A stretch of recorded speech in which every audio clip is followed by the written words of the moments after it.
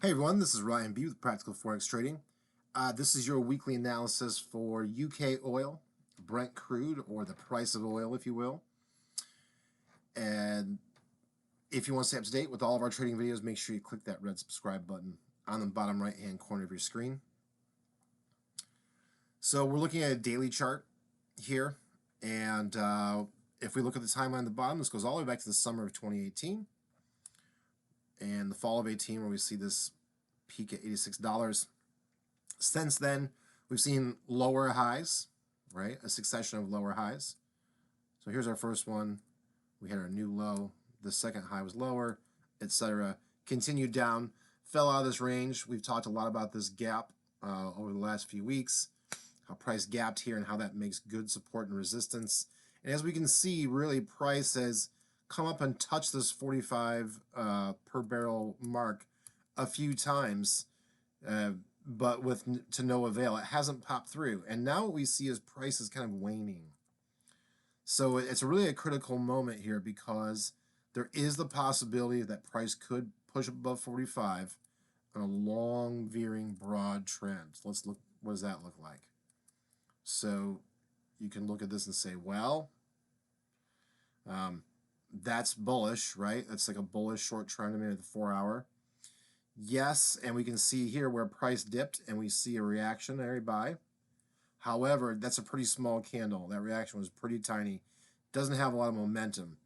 Because if we look at that little uptrend compared to the enormity of this multi-year downtrend, that's what puts things into context, right? So long-term trend always beats the short-term trend unless there's some core fundamental change about whatever's backing that currency or whatever you're trading. You know, if a significant fundamental or global event can throw things out of whack. Otherwise, trends are going to kind of continue on the same rules. And here's what we see. I drew this channel because the candlesticks here along the way either close below it or above it. And you can see quite clearly tracks here. Just imagine this is all horizontal, but it's been shifted at an angle, and that's support and resistance over time. Okay, so the angle becomes because you're representing things over time. So we said this represents close to 2 years of data. So it's not going to be one, flat grid. If you see a flat grid in your chart where everything's completely sideways, don't trade it because you'll never make any money. So you need the ups and downs to be able to trade, shorts or longs. But so here we go. If we look now, let's go ahead and zoom in. We see where price is, these daily candles, right? Every day, price action has been pretty muted. And we see this first kind of needle, if you will, the punch through that could have punched through support. Let's go ahead and zoom in on our 4-hour. Yeah, there we go.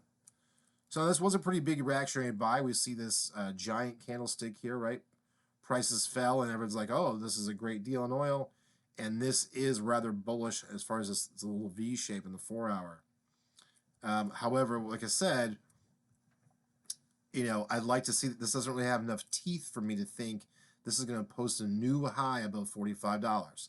So that's the game changer, right? If price goes above 45, then we've established a new uptrend, and you'll see prices swing wildly up. Now, because the dollar's been so soft, right? But maybe that could happen. But however, that doesn't change the insane amount of oil excess inventories going on in the world now because people are fracking, right? Games change. It's not the 80s anymore. So here we can kind of see this grid represented. It's not always perfect, but it provides this line. So really, if I'm selling oil, right, I'm like, okay, I could even sell here at 43. I could short it right below 44. I'm going to put my stop at 45.50. That's $2.50 a barrel, right? So what? That's keeping your losses short. But it's not based on, oh, I don't want to lose a lot of money, and that's why I'm placing my stop. It's based on the last high occurred here at 45. Price has moved out of this grid and is now having a hard time to get back in. So I can feel pretty good about, well, I can place this sell, I can short it, and then I know, even if it goes in this range, well, let's see if it stays there, right? Or you can be a more cautious trader and say, what's the next high going to be, and then I'm going to sell that. So let's go ahead and look at the 1-hour. So, see here again now, when we look at that spike, I see a lot of selling action is what triggered that impulse, kind of like quick buy. So I'm still bearish. And now price could hang around here and eke up here for, well, this is August, all the way through the week, possibly next week. So maybe the more cautious trader will wait and see and say, I'm going to see how this week pans out. And I'm going to take an opportunity to sell if it goes back up to maybe this 44.20 line. It's happened before. There's some room, right, before this big prevailing trend line comes and swats it down. So yeah, bearish oil. Lots of oil in the world. Okay, everyone, I hope you have a great week trading. We'll talk soon.